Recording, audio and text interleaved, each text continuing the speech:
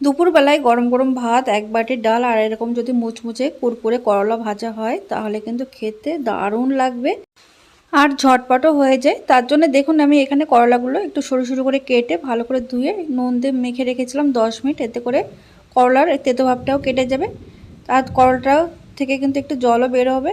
তারপরে করলা 2 থেকে 3 বার ভালো করে ধুয়ে জলটা একদম চেপে চেপে ফেলে দেওয়ার পর এর মধ্যে দিয়ে দিতে হবে 2 চামচ চালের গুঁড়ো, 1 চামচ কর্নফ্লাওয়ার, স্বাদ মতো নুন, হলুদ, লঙ্কার গুঁড়ো, চাট মশলা দিয়ে খুব ভালো করে মেখে নেব। ভালো করে মেখে নেওয়ার পর উপর থেকে আরও 1 চামচ আমি কর্নফ্লাওয়ার দিয়ে দিলাম। দেখুন হালকা হাতে এরকমভাবে মেখে নিয়েছি। এবার এগুলোকে সঙ্গে সঙ্গে ভেজে নিতে হবে। এবার গরম তেলে মিডিয়াম টু লো আছে ভেজে নেব একটু সময় নিয়ে, একদম মুচমুচে কুরকুরে তৈরি হবে। আর এটা একদম হাই আঁচে ভাজতে যাবেন না, মিডিয়াম টু লো আঁচে ভাজলে কিন্তু দারুণ হয়। একদম রেডি হয়ে গেছে। এরকম করলা ভাজা অবশ্যই বানাবেন।